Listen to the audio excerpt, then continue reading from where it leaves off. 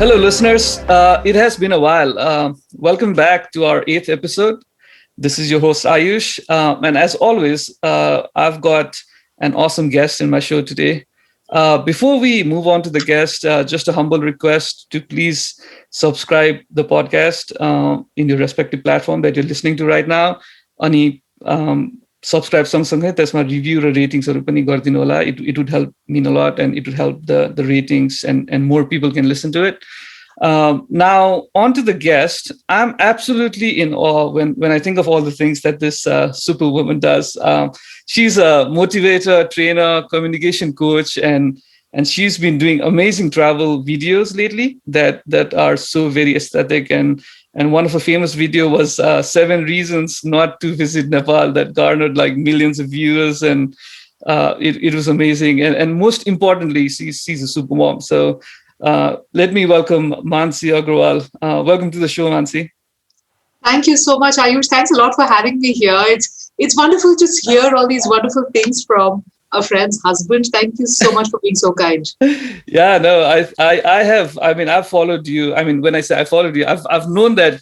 I don't think we've talked with each other before, but पहिला चाहिँ मेरो wife, like she used to work in this company called Edushala. I think. I mean, I'm not sure whether that was the first time you met her, but अनि त्यहाँ चाहिँ तपाईँले you were a trainer, हैन? अनि तपाईहरुले चाहिँ ट्रेनिङहरु गर्नुहुन्थ्यो, अनि दिव्यता चाहिँ जहिले पनि आएर मलाई मान्छे दिदीले यस्तो उहाँसँग यस्तो project भइराछ, we are trying to get things into Udemy. I think Udemy जस्तोमा चाहिँ गर्न खोजिराछौँ भन्ने कुराहरु गर्थ्यो. अनि I used to see your comments like दिव्यताको पोस्टहरुमा, अनि that I think that's where I came to know about you. But then later on, I think like Toastmaster and recently, though, obviously your videos have been amazing. I've been really following the travel videos.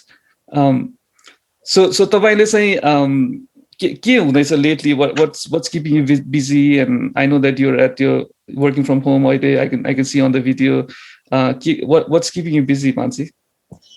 So my life, I think, is going from one project to the other, one day to the other. There's too much that's happening right now.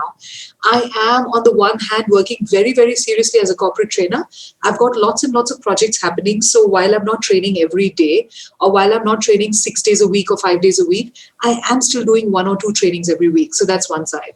On the other side, I still have a lot of travel videos to make, a lot of it's so strange. I get so many people randomly calling me up on my phone, and they're like, "Hazurle khaptarko video बनाउनु भयो. अब हाम्रो आपे हिमालमा पनि आउनु पर्यो." And I'm like, I can't just show up one morning, right? There's a lot that goes into this. Yeah. And then there's this whole group of people that are like, Janakpur ko 2 video आयो, अब Lumbini ko चाहियो. So I did go to Lumbini. I made a short video. They're like, "हैन, अझ video चाहियो, अझ." So there's so many. I realized there are so many stakeholders in the tourism business and the tourism sector in Nepal that everyone in a way feels entitled to get some kind of videos. And it's just so wonderful and so encouraging when they actually call you up. And a lot of people actually have also been calling up Nepal Tourism Board and saying, "Okay, Mansi ji le kaptar ko banaunu bhayo. Now she has to come to this place or Ilam or something." So now I'm also working with the Nepal Tourism Board. Yeah. I did 2 projects with them. One of them was Khaptar, the other one was Janakpur.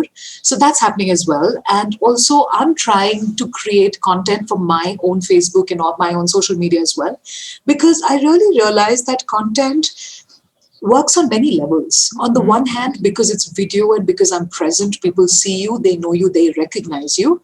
That's why it helps in branding. But apart from that, content really connects people as well. Yeah. So I feel there's a huge community. I feel that my page, all the people that follow me on Facebook, it's 60,000 odd. It's not that big. But the point is, a lot of these people are very active, real people. So they send messages, they ask questions, and which is why I recently opened up. I said, "Okay, ask me anything and I'll make a video about it." So what I realized is that whole feeling of community is again wonderful for me. So yes, a lot of training, a lot of work in tourism, a lot of content creation. All 3 are happening right now. The other thing is that year before last, I was working on a coffee table book where I was the food stylist and photographer.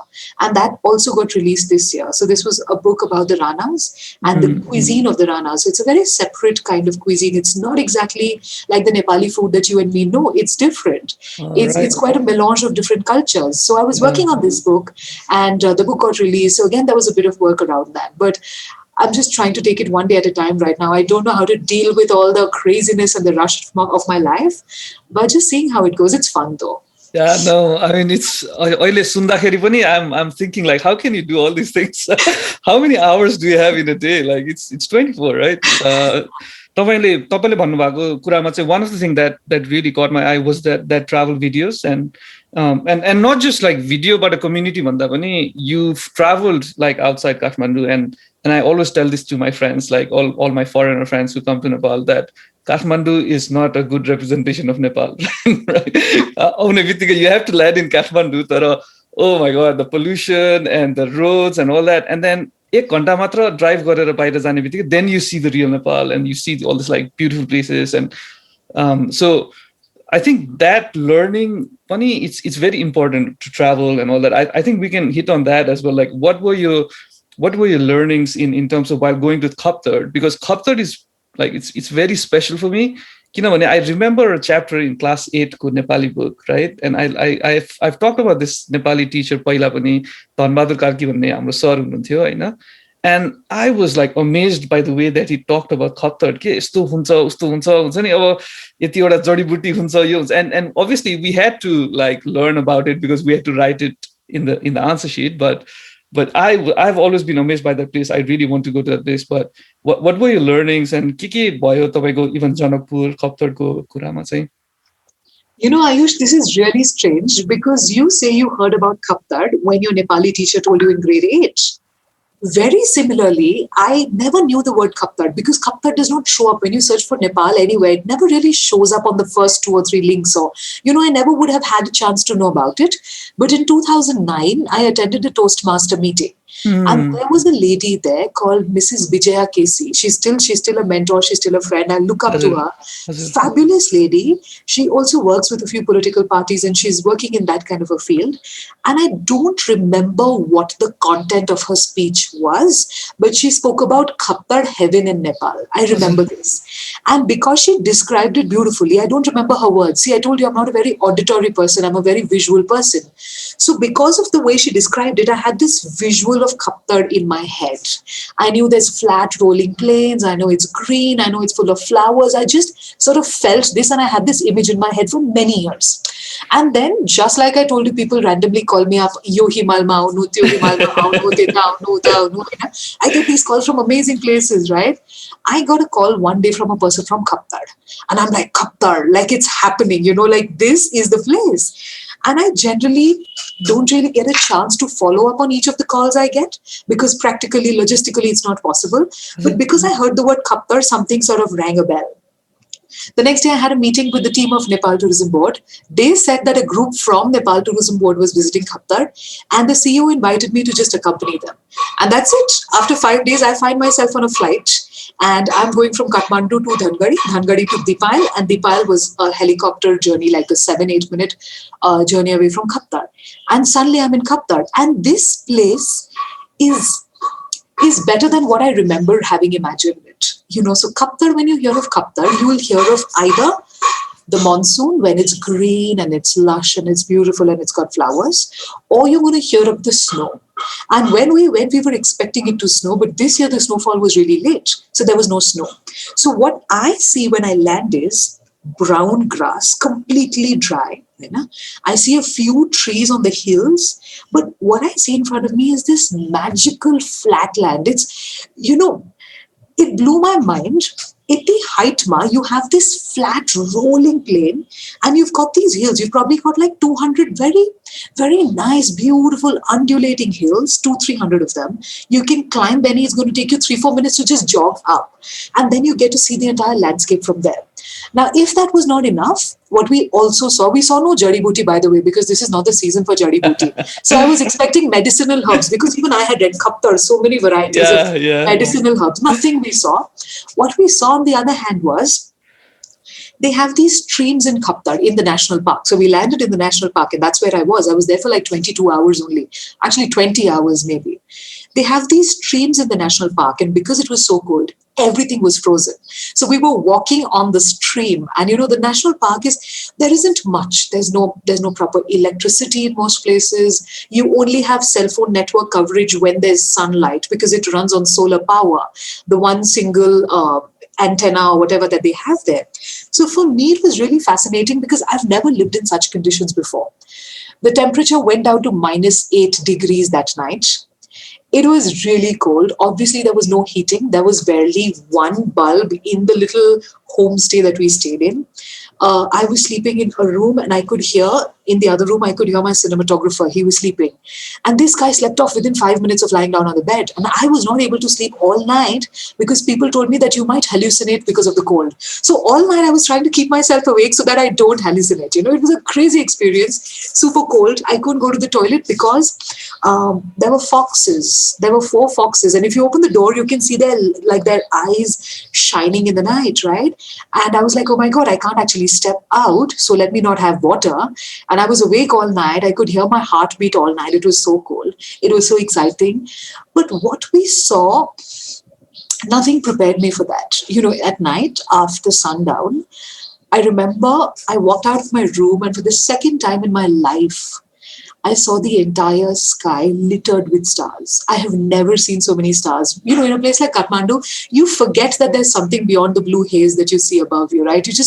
You don't know if it exists or not. You see the moon, of course, but you can't imagine the number of stars we saw that night. Yeah, yeah. And so for me, that was crazy. And then we lit a bonfire. Of course, it was too cold. So even with the bonfire, within 20-25 minutes, we were like, Haina, Haina, la, la, la, la, let's go back, let's sleep.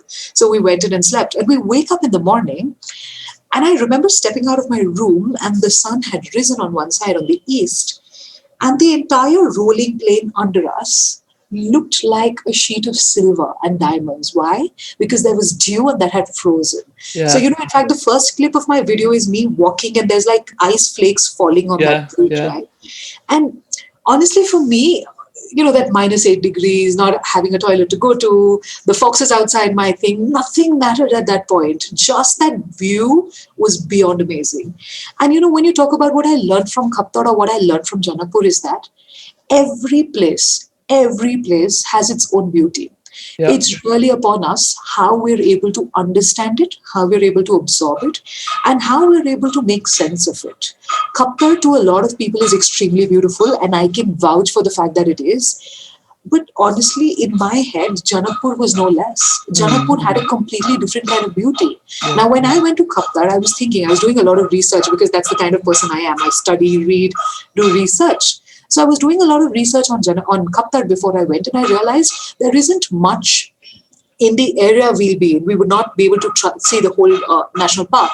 But within the area that we would be in, there's not much culture that I could show. And on the other hand, when I started working on Janakpur, I realized this is going to be like culture. So there's just such a lot of diverse kind of beauty that people who think of Nepal purely as a destination for mountaineering or purely as a destination for mountains and beauty, they're mistaken. On one hand, and I did Khaptar and Janakpur within 10 days of one another. So I am in Khaptar, -8 degrees, 3 jackets, two heat tech, sweaters inside. And then I'm in Janakpur, and I went with a sweater because, Kathmandu girl in February will have a sweater all the time. Yeah. And I go and I land in Janakpur. I'm like, oh my God, I need to get out of this. I need to change. And I'm wearing like cotton t-shirts and things like that. And not just that, the colors, everything changes. Khaptar is like a water painting. It's very subdued, very mellow. The colors were very, very, pastels and ochres and earthy colors. Janakpur is like badang. It's bright. It's red and orange and green and fluorescent blue and purple and yellows and mustard. And both were just so beautiful. And in both places, we were received really well. So I learned a lot. I learned that really there's beauty everywhere. You just need to be able to find it, to be able to see it. And I also learned the power of being resilient. I know why people in Nepal are resilient. It is, of course, because of the terrain, because of the history, because of what people have gone through. Yeah. And Janakpur taught me that to a very large extent. Yeah. If I can survive there with whatever we had, I can pretty much survive everywhere. So that was a really good learning for me. Yeah, no, that's a great opportunity to learn and, the experience. I mean, I hopefully one day I can travel as well around Nepal. I mean, it's like from an infrastructure perspective, it's difficult to travel all around Nepal. Like even though we are a small country, I think that's where like even if we want to, like it's pretty difficult. You need to spend a lot more money to go to, let's say, Everest Base Camp versus if you want to go outside Nepal to to travel. So I think travel is But I think there are a lot of people that have been traveling like domestically, like internal tourism is going up, and that's I think that's a great way to learn. And I remember Jomsom Mustang जाँदाखेरि चाहिँ like I could see like all these like young girls wearing slippers and then walking and going to school. Like they had to like I've been talking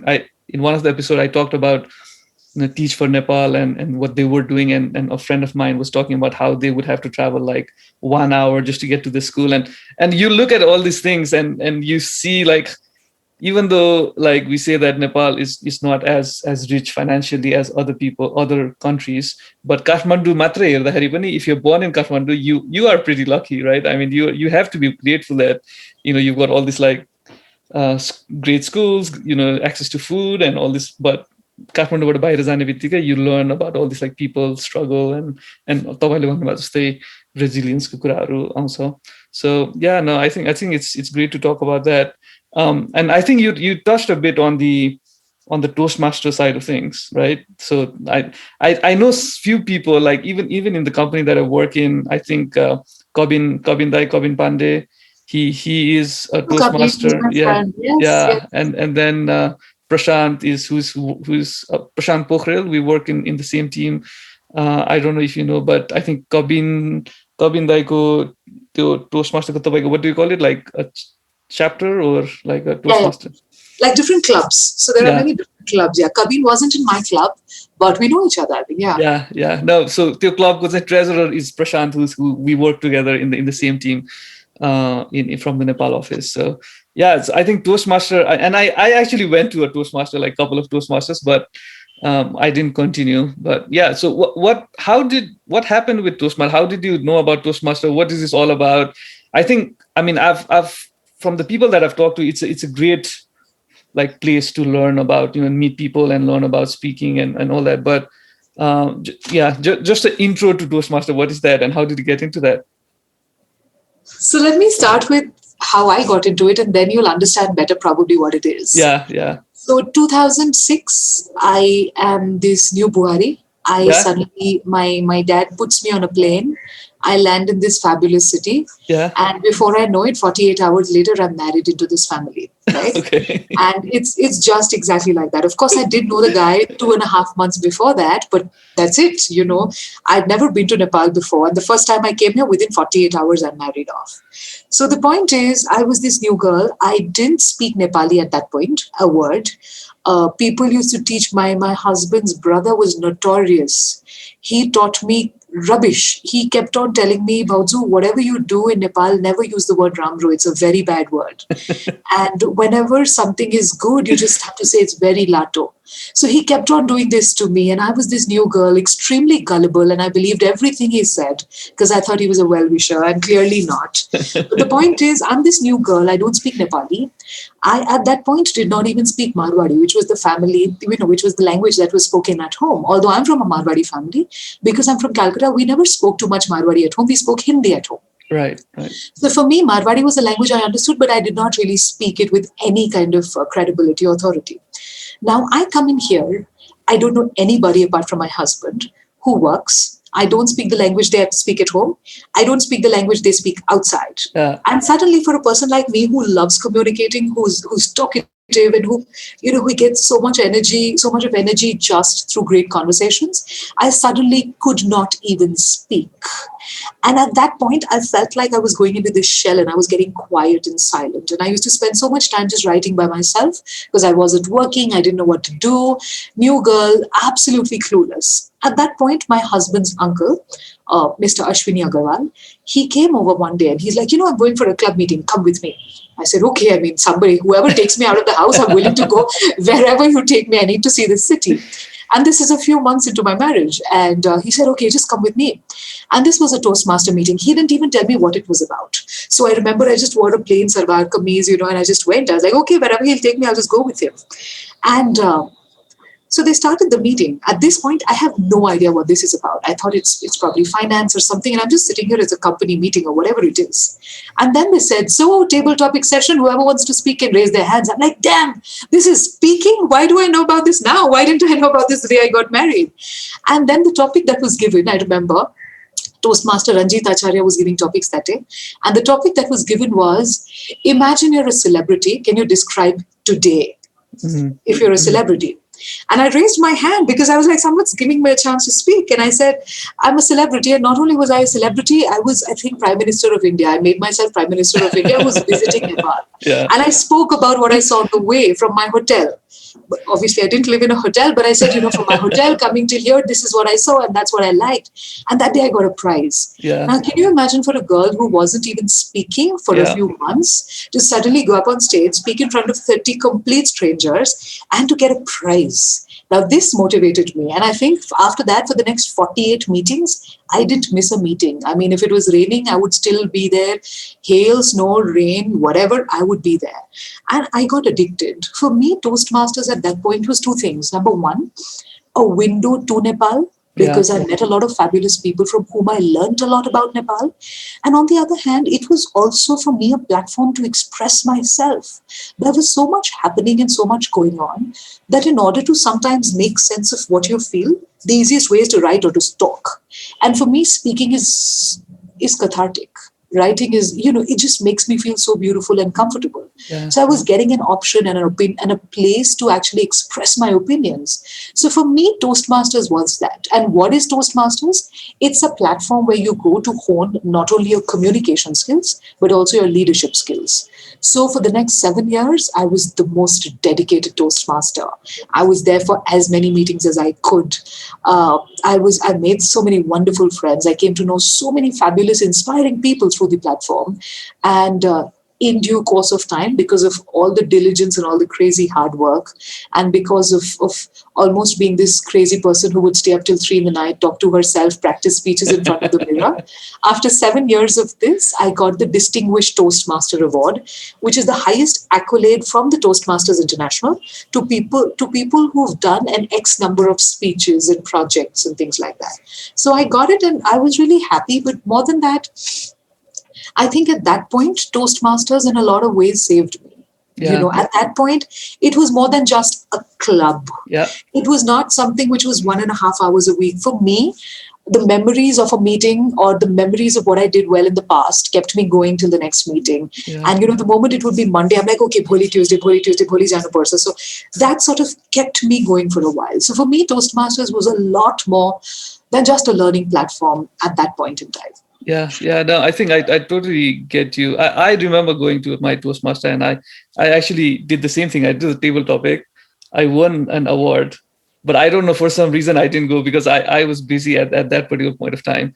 But I think the idea about, having a club of like group of people that actually likes what you want, right? I think it's very rare in Nepal, right? Just if you're just thinking about like speaking and Toastmaster, I think it's international, like there's this international Toastmaster as well. And then we kind of take the clubs and all that. But Nepal, I think one of the things that I think it's not mature enough is that place where you would be able to go in and explore your passion. Okay, I think that there's a lot of scope on that. And obviously, if people wants to do like speaking and writing and expressing, then Toastmaster is a great place to go to. But what I'm trying to get into is like if you want to do painting, let's say, for example, I think a Toastmaster related to painting should be there. Okay, and as you said, like it would help someone find people with like common interest, and you cherish that a lot. Like I think that might be a new venture that we might want to start, Mansi, at some point. The crazy thing is when you're talking about there isn't enough, for people, like-minded people to get together. I suddenly remember 2 or 3 things that are happening now that I learned about very recently. Yeah. There's a group of people that actually does resin art together, which is a kind of painting. Yeah. And it's strange that they're actually doing this, but I'm really happy because it's finally coming in. Yeah. This culture where people get together and do these things is coming in now. There's a group of people that meets every Wednesday and plays board games together. Oh wow. I think it's wonderful, right? Wow, I just yeah. think it's wonderful. They're not playing like gambling games or anything, like legit board games, right? Yeah, yeah. So I think that's fabulous that that's happening. There's a group of people. I mean, a lot of cyclist groups that happens all the time. Yeah, yeah. And now there's this group of girls who are hiking together. Yeah. And I'm just happy that these things finally are coming in. Yeah. So for me, it's really nice because it's so empowering for so many people on so many levels. Absolutely. For me, Toastmasters at that point, I told you, saved me. And resin art could save somebody, Yeah. right? Or let's say board games could save somebody. And I just feel that it is these small things that are happening now, more so because of social media. So I see that a lot of people are just connecting through these various groups. And I think it's at a nascent stage, yes, but it is coming in for sure. Yeah, yeah. And obviously it's that sense of community, right? That actually pulls you. I mean, तपाईँले भन्नुभयो जस्तै like saved you भन्नाले you were like I mean I don't want to put words in your mouth, but obviously you would feel lonely because you would not be able to meet people of the same interest, and that's where all these like different things creeps up, and you start overthinking things, and but when you start like meeting people and then you've got this community of people where you can share things, you've got common interests. I think that's where, like, if somebody's struggling with something and then if they can find something like this where they can go in and express, I think that would help a lot for people who's struggling, right? And I think that's a great takeaway from what you've said about Toastmaster. And I think you touched upon this topic, and I think this is the main topic that I actually wanted to discuss with you, right? So we've talked about travel, we've talked about Toastmaster and your Toastmaster related things, but the fact that you came into Nepal, right? And then you came from this like completely different, I mean, it's not completely different culture, but it is different in a lot of sense, right? And it's a new city. And I've always been intrigued by this, moving to a different city and all these like cultural shocks. And how was that experience? I mean, I can't even imagine myself like going into a city, getting married within 48 hours, right? In a city that you can't speak the language. I mean, I'm getting goosebumps right now just thinking about that. How did you leave that? Like, what happened? Like, what were your learnings? And I mean, let's talk about that. It is as dramatic as it sounds, honestly. Unfortunately, it is as dramatic as it sounds. I was in college. I was studying. My dad saw this guy. He thought he's really nice. A lot happened between that and me actually saying yes to get married, but ultimately it happened. And I come to Nepal, and there's just like three things I know about Nepal: Mount Everest, Chiso, and Vai Vai. Why? Yeah, why? I'll tell you honestly, it's because a friend of mine, Sonali, when she was in school, she had some relatives in Nepal. And she had visited Nepal, and among the gifts that she took back with her to Calcutta was a carton of Vai Vai. It's a very standard gift, right? So it was a carton of Vai Vai. And her mom would prepare Vai Vai and send it in her tiffin. Okay. Yeah. So Hamu school, there was no school canteen or school lunch system. You would have to carry your own tiffin box from school. So we used to eat Vai. I mean, every time Sonali comes back after her summer holidays, we're like Vai Vai. For the next 3 days, we'll get Vai Vai or something like that. So I knew about Vai Vai. That was the only thing I knew about Nepal. Honestly, I was really bad. And then I come to this city and I'm like, damn, I don't know anyone. I have no friends. I don't speak the language. So I knew one thing: A, I would have to learn the language. Otherwise, this would be an uphill task for me. B, I knew I would have to work in due course of time, but that did not happen for the first 2 or 3 years. So it was really, I was struggling with a lot of self-esteem issues. I went through depression, and a lot of stuff happened that time because I'm not the kind of person who can sit at home 24/7 and do absolutely nothing constructive in my life. So that was really difficult for me. But what was most difficult for me was the fact that the family I came from, although we're from the same community, was very different from the family I married into. So the family I come from, my mom is the type who'll wear jeans, drives her own car, does her own thing. Yeah. It is a patriarchal setup, yes, but not overtly. My dad is still the head of the family, but my mom is completely free to sort of do as she will. She can travel. she has her own friends, she has her own life, she's working and things like that. And I come into a setup which is very different from my own. So for me at that point, again, language, very different family, no electricity. So I came in 2006, which is just at the end of the Civil War, just about the tail end of it, right? And I come in, I remember that was this first day, and then I'm like, okay, what happened? There's no electricity. And I'm like, okay, like 10 seconds, right? That's the standard. So because I'm from Calcutta, and in Calcutta, in our building, in our apartment complex, if there's a power cut, within 9 seconds, it comes back. There's some system, so it comes back. So I'm like, okay, 10 seconds. And I'm like, oh my God, 10 seconds. It hasn't come back. What's going to happen? And then my mother-in-law is like, no, that is the chart. That's how the electricity comes. And I'm like, what? There's a chart? And then it's written, Bihana, eti, and there was like a schedule. And I was like, wow. So for me, these things were difficult to adjust it to. But honestly, I'm not going to lie. It wasn't as bad as it sounds. It was dramatic, yes, not as bad. Because there was always the good things. There was always the good weather. There was always the mountains outside of my toilet window. That was always there. I had never experienced that in my life. I had electricity, maybe a bit more electricity in Calcutta, but no mountains. But here I had a bit less electricity, but the mountains. And this was a trade-off that I was willing to deal with. Yeah. So for me, it was easy. It wasn't as bad. There were a couple of difficult instances, but that's okay. Adjusting with the family was also slightly difficult, but that's okay. The other good thing that we had was at that point, my husband had a bit more free time, a lot more free time, I'd say. So, we just married and he had a lot more free time, and he used to have a bike and he used to take me for rides all the time. And, we used to be like sort of driving around the city, going to Swambhu, Bodha, Nagarkot, and yeah, it was a lot of fun. Honestly, I was enjoying it. It was difficult to adjust. I'm not going to lie. It was a shock for me. It was the language was a problem for me. For me, language being so important, it was a problem. The weather was amazing. Thamel was amazing. Oh my God, I used to love that place. I think, it used to be our Friday night thing, and we're not like big party animals, but just to go there and have dinner. The atmosphere is very unlike any place in Calcutta. So I hadn't grown up seeing this cool, hip place where so many tourists and so many people from different cultures would come. So for me, that was like a different culture that, again, I was getting exposed to. And I was really happy about it. Yeah. It was difficult, but I think I did the best I could at that point. And I managed.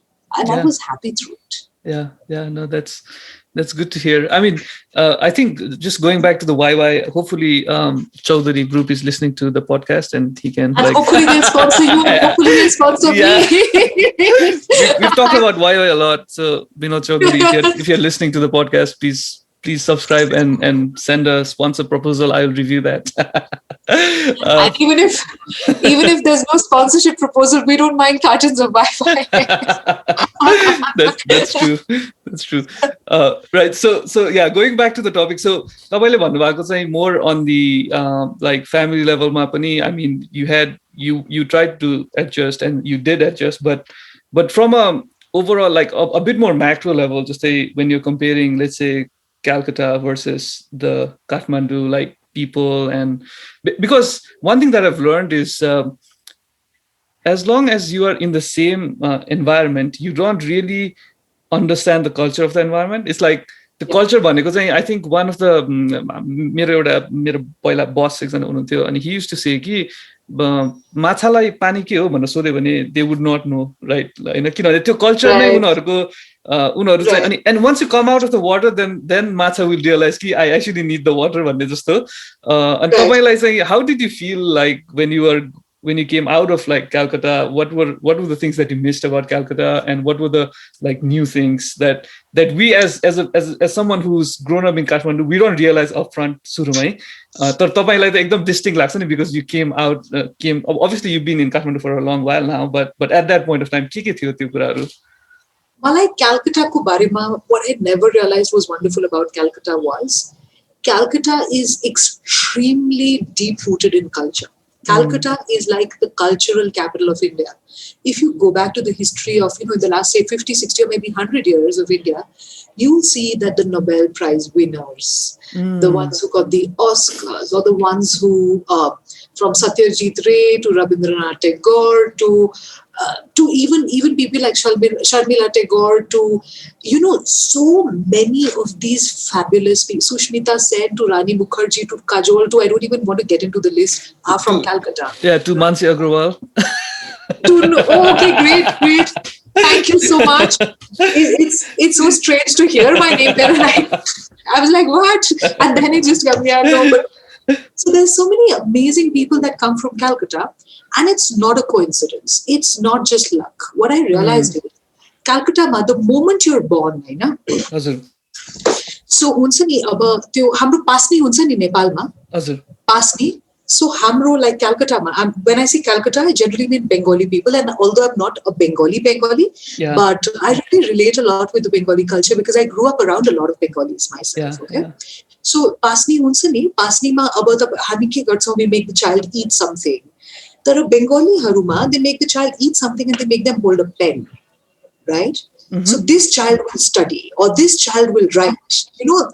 That's the sort of feel, and that's the sort of image you give. So every child will. So I'm not talking about now, and I don't want to generalize, but when I was growing up, either you learned painting, or you learned dance, or you learned music. You had to. Okay. Yeah. I am also from South Calcutta. Now, South Calcutta has got these pockets of very old tolls, right? So toll huncha ni to purano khalko ekdam haina. So I'm talking about. So I grew up in an old toll like that, and in our toll, if you walk on a Saturday morning, right, you'll hear every ghar bata harmonium ko awaaz aayirahcha and some bacha is doing some riyaz and playing music. Yeah. So there's a sitar ko awaaz, there's a harmonium ko awaaz. My house had 3 harmoniums. Yeah, we were 5 sisters, 3 harmoniums because everyone's got to learn. 1 tabla set, 3 harmoniums. So we grew up like that. So for me, I never really, and then Calcutta people.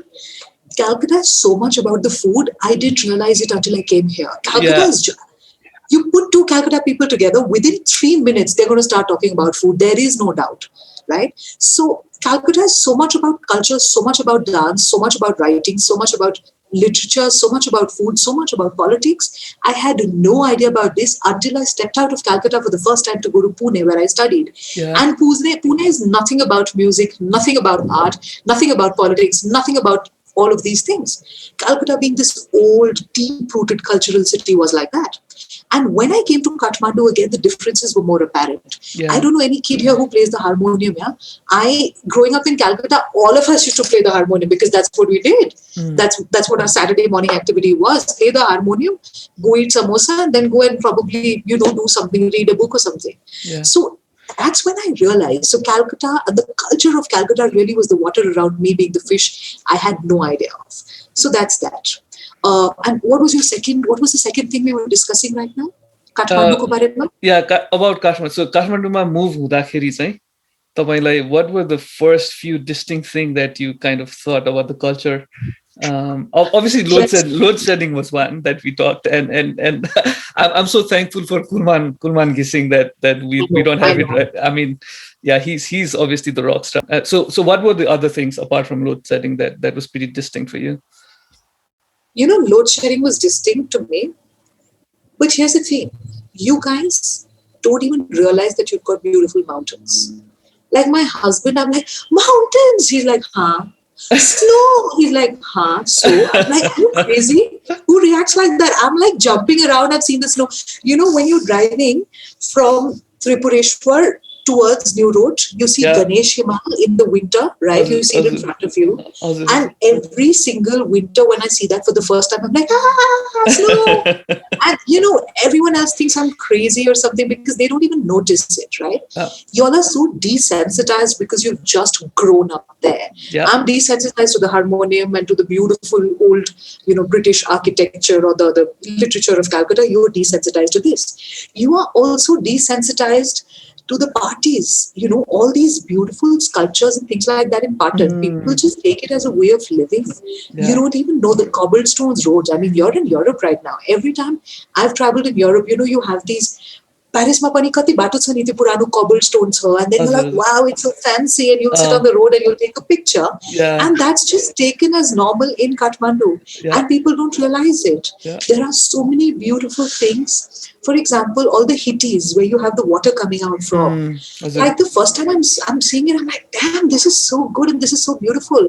And then I see there's packets of trash everywhere. Then I see that it's just dirty. People are not respecting it enough. I'm like, how can you be like this? They're like, hey, isma kids ha. This is just normal for us. Yeah. It's not normal around the world. It's beautiful. It's unbelievably beautiful. Absolutely. And people are so desensitized here. In Nepal, people, y'all don't realize what beautiful mountains you have. You don't realize the beauty of the architecture of Kathmandu. People just take it for granted. It's not normal. Not every place has got such beautiful stuff. And people don't realize. Another thing that people in Nepal, I think, take for granted is the hospitality of the people. Here, it's just expected that people love you. I mean, everyone's just nice to each other. Yesterday, I went to a restaurant, and I'm not kidding you. I had my bag with 2 phones, my sunglasses, my wallet, my cards, everything. I left it on the table. I've walked into a restaurant, booked a table, so sort of plopped my bag there. I go to the toilet. I meet a friend outside the toilet. I talk to her for 10 minutes and I come back and I'm fully confident that my bag will be there untouched. I can't think of too many other places where I would actually be able to do that. You're away from your bag for 10, 15 minutes and it's still going to be there untouched completely because that is Kathmandu. That is Nepal. People take this for granted, I think. People don't understand it. For me, initially it was shocking, but now I'm used to it. I'm one of them. I also leave my bag irresponsible and go away knowing fully well it's going to be there. But that's Kathmandu for you. Yeah, no, that's actually really interesting. When I went to Kenya, Nairobi, like, so and this is in data, right? Like people can look it up. I think you can actually look at like the crime rate versus the economy. And normally के हुन्छ भन्दाखेरि जति economy राम्रो हुँदै गयो crime rate पनि कम हुन्छ because like people have their own thing and all that.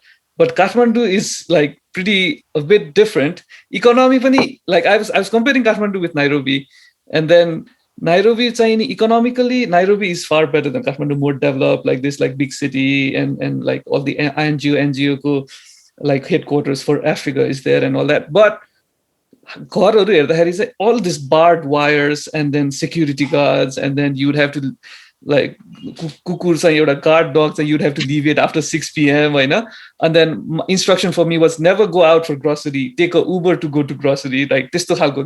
And then I realized, well, actually, Kathmandu to only धेरै safe bro, as per what the economic condition, economic condition le garda nai crime rate बढ्ने हो हैन. अनि म पनि I was really intrigued अनि मैले पनि आफ्नो culture बारे. So that's the same thing that happened. I went outside the water and then I actually realized what the water is. And just adding to your mountain kukura. So I took this like group of my friends, right, colleagues from outside Nepal, and we went up. They asked me, Ayush, what is that? Can you name those mountains? Can you tell me what those mountains are? And I was like, oh, well, I actually I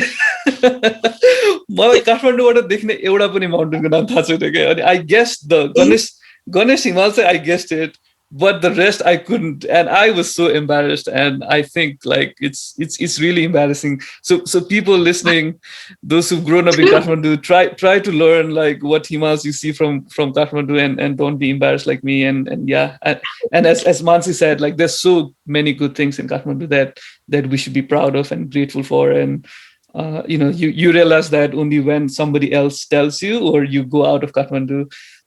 Yeah, so that's a great segue to go back to your Calcutta days, and I think I'm conscious of the time as well. So few last topic before we end. So I was intrigued by your story that you did on the Story Yellers, right? And obviously my wife did one as well. So that's where I went back in YouTube and tried looking at all these other videos,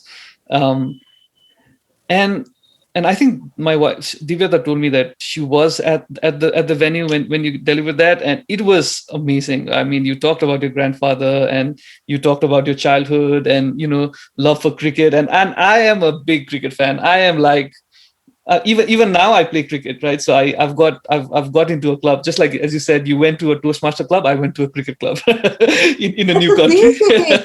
So I still do play cricket and I love it. And every time I meet someone who loves cricket, I just feel we've known each other, and especially in summer. And I support India, and I grew up like watching Sachin play and all that, right? So and if somebody supports India, watches cricket, I feel so close to them. So So how was it like? I think you talked about, and grandparents is another topic that I personally, I feel really, really close to. And Sunny, I think about my Oza and Ozzy, and I think I regret that I couldn't spend a lot of time with them. And I always tell to my juniors, like those who got grandparents, like just try to spend more time, because it's not infinite time that you can spend with them, right? So what, Keith, how was it like growing up with your grandparents? Like, what are the distinct memories? And if there's anything that you'd want to share, and the learning from them, it's always wise words from them when it comes out, right? My grandfather, so I was never close to my mom's parents because they were much older. My mom is the youngest of 8 kids. Yeah. So, they were in a way 2 generations above her, right? So I was never close to them, and both of them passed away pretty early. I don't have many memories of them. But my father's parents were absolutely the opposite. My father is the elder son, so they're just 2 kids, extremely modern. My grandfather was extremely fond of cars and cricket. And, my grandfather was this man who I realized didn't need too much to be happy. I think what I learned from him was, ki bhaiya, if you have enough money to eat, to wear decent basic clothes, to have one car, because car is important, and to be able to watch TV, you are sufficient. You don't need any more. Okay? And my grandfather was this man who was very interested in a lot of things, but he was never very ambitious. He was very contented, very satisfied. He was doing decent in life. But for the kids, for us, he kept on in his very simple ways teaching us things. He would do anything for his grandkids. I remember in our old house, growing up, in the old toll that we grew up in, we had a driveway. We had a short driveway where you could sort of park 3 cars. It was like our personal parking and driveway, right? When I would not eat at night, my grandfather would put me on his lap, drive the car, and just go up and down the driveway for hours, just so we would eat or sleep. He has taken us on vacations. He once took my sister on a vacation, and there was a landslide. They were going to Darjeeling. There was a landslide somewhere for 17 hours. They were in a train, and because it was air conditioned, there was no windows. You could not open anything, so there was no ventilation. And I remember he took my sister to the pantry, made her sit in the pantry where there was a bit of refrigeration, so it was now still cold, not very cold. And he sat on the floor all night, and he was actually fanning her with a piece of paper. Yeah. Now, that's the kind of person he was. Extremely passionate about cricket. If Sachin Tendulkar got out, it was my fault. It was somebody else's fault. It was my grandmother's fault. Because, let's say, God forbid, if you're watching together, you are only allowed to stand up when there's a commercial break. Yeah. If there's no break, and if you stand up, and if somebody gets caught out that time, it is your fault. Yeah. He will curse you until the next match. So we had so many such strange memories with this man. If any one of us 5 sisters, if anyone put mehendi, you go to him, he's going to give you 100 rupees, no doubt. You did well in your exams, he's going to show off about it till you are embarrassed to death. Okay. Yeah. I wrote an article for a magazine, and he made 100 color photocopies of it, and he stuck it everywhere in the factory, and he distributed those pamphlets to people. I was embarrassed, but that's who he was. Yeah. He used to celebrate the smallest joys of our lives more than us, more than my parents. My father would never be so proud of me. At least he would never tell me he was so proud. Yeah. My grandfather, on the other hand, I got a trophy for swimming. My grandfather is sitting in the audience, bah, bah, bah, bah, he's crying like that. And I'm like, oh my God, you've come to school and you're doing this. He's like, you don't know what this means to me. Bah, bah. So you're like, at that point, we used to get embarrassed by this. On my birthday, when I'm cutting the cake, and suppose I'm like 10 years old, he's like, I've got a granddaughter who's 10 years old. And again, he'll cry. And it's embarrassing in front of your friends, right? But now you realize that he was so passionate about us. He was so involved in our lives on a daily basis. He wanted to know everything. He wanted to celebrate everything. He wanted to be a part of everything. Yeah. When I was getting married, he went up on stage and he did a dance. That's strange, right? Who does this? Which grandparent does this? Yeah. But my grandfather was like that. He was one of those. He used to love fast cars. He used to love, oh my God, cricket is honestly, it's going to come back every time we talk about it, because I think I've stopped watching cricket ever since he's not there. I haven't watched more than 2 or 3 matches Yeah. because for me, every memory was about him. I remember I was studying in Pune and there was the World Cup or something like that. Every day during the match, if there's a commercial break, he'll call me up. They say, Yeah. what do you think is going to happen? If they Yeah. manage to get this run rate by this over, we Yeah. might actually get there. If they don't get that run rate, we might be in trouble. But you know what? Maybe he's not setting the field right. And that was a full analysis. And he thought this was important. He genuinely believed that if we discuss the match, they might win. But he was like that. He was this really, now that I think about it, a really funny person as well. Because Yeah. he thought he's really important. I mean, if he discusses, Sachin might win. Yeah. The point was that he was extremely innocent, wanted to be involved in our lives, and wanted to celebrate everything. Yeah. And that's really what I learned from him. And for me, I spent a lot of time with him as a kid and even later. I didn't spend time with him on the last day before he passed away. Yeah. And that's possibly the biggest regret I have. And, it's never easy to deal with this because he called me up. He actually called me up. He passed away on a Sunday morning. Saturday evening, he called me. He said, come over. We made puchka in this house. So by that time, my grandparents were staying in the old toll and we had moved into a more newer apartment. And he said, come over. We made puchka for dinner. I said, no, I'll come in the morning. And that's it. It never happened. No, so. yeah, I think, yeah. So so this particular story is in YouTube. You can search for Storytellers, Mansi's story. It's pretty interesting, and it opens up a lot of eyes. And one of the things, Mansi, that you touched upon is like grandparents and parents. They want to get involved in your life, right? And at some point, what happens is, as you said, we get embarrassed in front of our friends. We don't have time, and it's all of a sudden that because it happens so slowly, you don't really realize that at some point it's so big, the gap is so big, the communication gap is so big, right? And then there's no topic to discuss because you've not talked a lot about your life, your friends, and because you just go to school and you're like, oh mommy, आज चाहिँ मेरो यो school साथीले यो भन्यो, तर that kind of fades away, and at certain point of time you don't have any topic to discuss with your parents or grandparents. And then when you realize that, I think you need to put extra effort to create that bond again, because once you grow up and you become an adult, you need to talk to them when they call. I mean, and I've been trying to do this with my parents as well, right? And every time they call, I call them back if I can't pick it up, and then when I just listen to what they're trying to say. And initially अलि अर्कै कुरा गर्नुहुन्छ होला, तर as you keep on listening and as you keep on replying, then they start sharing everything with you, like यो यस्तो भइराछ उस्तो भइराछ, यता घरको आन्टीले यो गर्नुभयो, उता घरको आन्टीले यो गर्नुभयो. And then it feels really nice now, like even for me personally, when I talk to my parents and when my wife talk to her parents, there's so much to discuss, there's so much to talk about.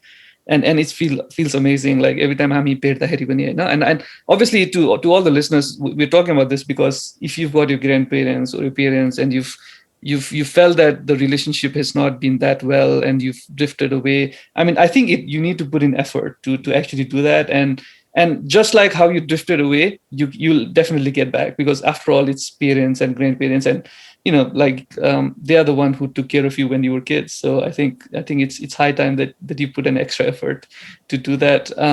So it's pretty emotional as well when when we think about it. All right, so that was a great discussion, Mansi, and thank you so much.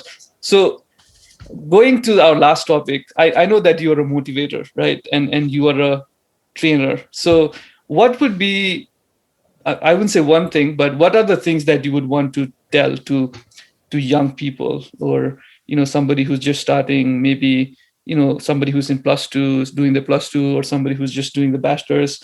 Like what have you learned about your life, and what are the things that motivates? Let's say, what are the things that motivated you, and then what have you learned that people can take away from you? A couple of things, really. When I think back on the last 15 years or 12 years of my life, I think a couple of things have been very strong themes in my life. These things have kept on sort of recurring and coming back. One of them is the power of discipline. I cannot stress this enough. Discipline could potentially change more about your life than anything else can. That's number one, I'd say. Number two, I don't like it. I don't believe it when people say, oh, you're so talented, or that person is so talented. Talent never wins you anything. It is what you do with that talent. It is what you make of that talent. So त्यो हुन्छ नि कुरा अरे कति talented छौ तिमी त. I know of the most talented people who ended up doing nothing with their lives. So I believe that working and actually putting in that effort, putting yourself out there over and over and over and over again, ultimately can get you to where you want to be. So number one would be discipline. Number two is working on whatever talent there is. Working works. You know, people say, oh, I wish I could be like Deepika Padukone. No, you don't have to wish to be like her. You should work to be like her, right? So I don't believe in any kind of wishful thinking. I don't believe in talent. I don't believe in any of this. I believe in actual hard work. Number three, I really respect people who've made an arc. You know, for me, let's say you have 2,000 rupees. Yeah. For you to go from 2,000 rupees to 3,000 rupees, I will respect you, of course. That's great. You've gone from point A to point B. But the guy who goes from 0 rupees to 30 rupees, I have more respect for them. Because that journey has been completely different. For me, I started off from scratch. My husband and me, we started our lives from scratch 12 years ago. There was a lot that happened. So 12 years ago, we started from point zero again, just the two of us. So for me, I really respect people who have the ability to fall, go back to zero, and then slowly pave their way up again. I think these are the 2 or 3 themes that are really, really strong in my life. Also, I believe very strongly in the power of change. You know, Hamilai Lagsa, like my son, I'll just give you a small example. A few days ago, I was cleaning my old cupboard and I came across my son's t-shirts, right? So these are t-shirts from when he was a few months old or a few weeks old maybe. And they're tiny. I mean, they would not even fit his head now, forget his body, right? Because he's 6.5. So now he's a big boy.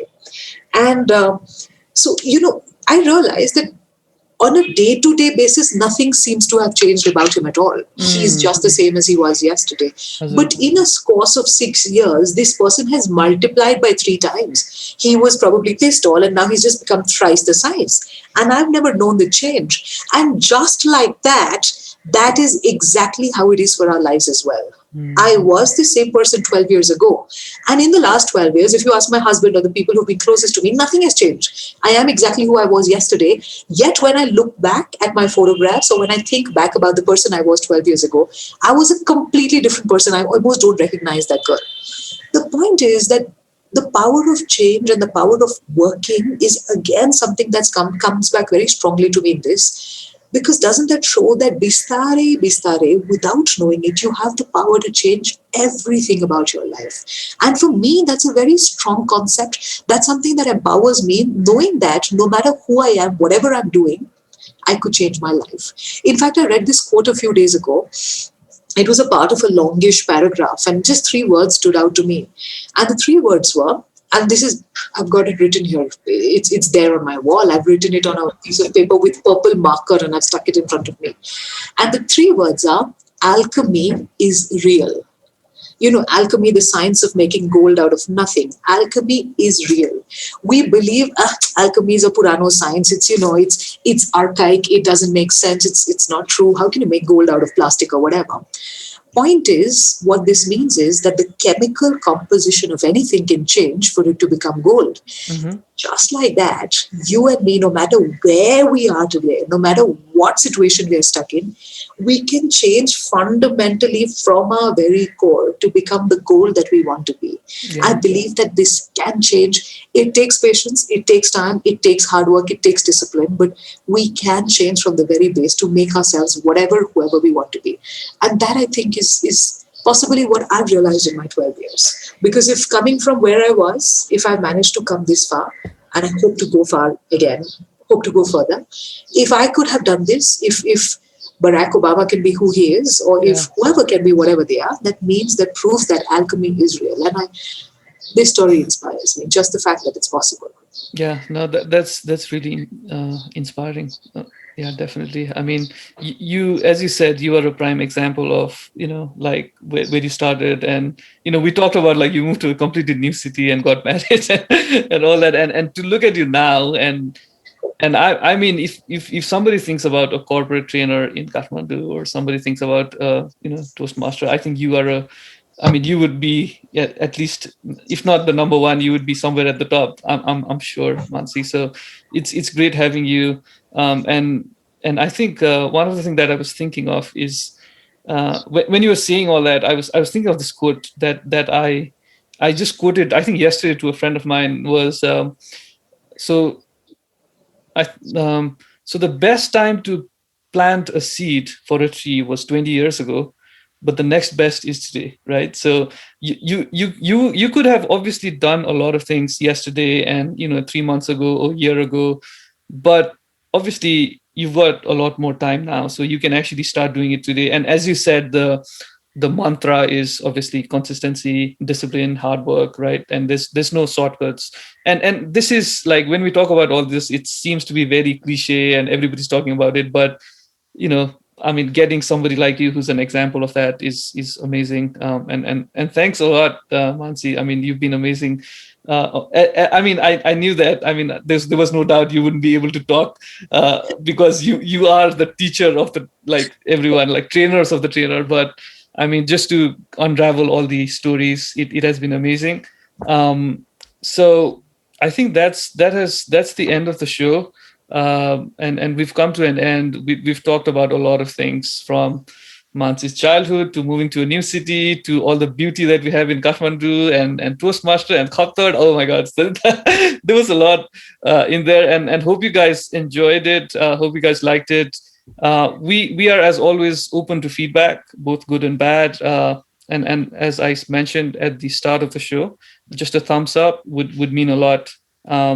You can listen to us in SoundCloud, Google Podcast, Apple Podcast, YouTube, and Spotify.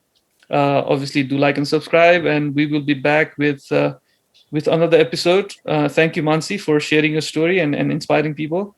Anything at the end of the show that you'd want to say, and we can close it off?